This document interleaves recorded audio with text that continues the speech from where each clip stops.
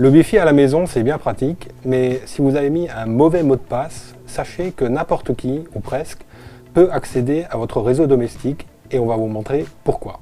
Pour les besoins de la démonstration, nous avons pris un Raspberry Pi transformé en point d'accès Wi-Fi avec chiffrement WPA2 qui est actuellement le standard le plus répandu. Ce sera notre réseau domestique. Côté attaquant, nous avons pris un vieux PC portable sur lequel on fait tourner Kali Linux, qui est un Linux spécialisé pour le hacking. Le principe de l'attaque est le suivant, le pirate va se placer à proximité du réseau domestique et va essayer d'intercepter les paquets qui initient la connexion entre l'utilisateur et le point d'accès. Dans le jargon du réseau, on appelle cela le handshake. Le handshake est réalisé à chaque fois qu'un appareil se reconnecte à un point d'accès Wi-Fi. Ce handshake contient entre autres l'empreinte cryptographique du mot de passe du réseau Wi-Fi. Donc, lorsque le pirate va avoir cette empreinte cryptographique, il va essayer sur son ordinateur de casser cette empreinte et de récupérer le mot de passe. Donc pour faire cette démonstration, j'ai préparé évidemment toutes les commandes Linux. Donc on va ouvrir une fenêtre terminale. On voit ici notre interface réseau, donc Wi-Fi qui est WLAN 0. Je vois qu'il y a le réseau Mon Domicile, donc ça c'est le réseau en fait qu'on a mis en place, notre réseau de démonstration qu'on va essayer donc de hacker.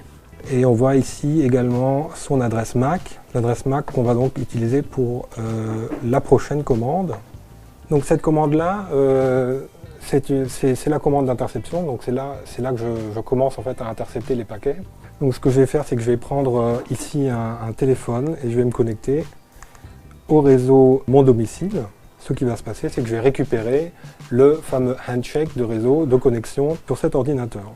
Voilà, donc là, le handshake a été récupéré, on le voit ici, WPA handshake et l'adresse MAC de notre point d'accès Wi-Fi.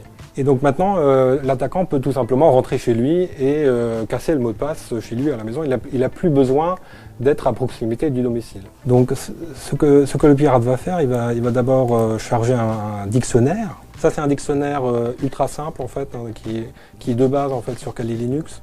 Il a 88 000 mots, donc on pourrait penser que c'est beaucoup, mais en fait c'est pas beaucoup. Les dictionnaires qu'utilisent les pirates peuvent être beaucoup plus élevés. On peut avoir des dictionnaires de plusieurs millions, plusieurs dizaines de millions de mots. Tout ça, ça se vend en fait sur le dark web.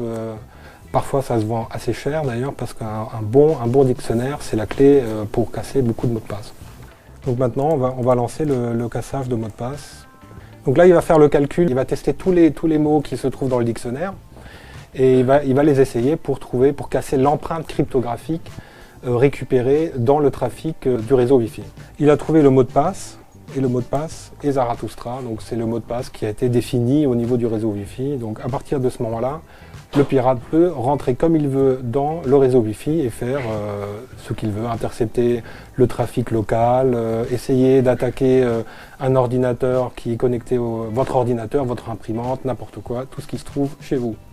En conclusion, pour bien protéger votre réseau Wi-Fi, il faut définir un bon mot de passe. Un bon mot de passe, c'est un mot de passe qui est assez long, donc 12 caractères minimum. Il faut utiliser des capitales, des chiffres et des caractères spéciaux. Et une fois que vous aurez défini un tel mot de passe, normalement, vous êtes bien protégé.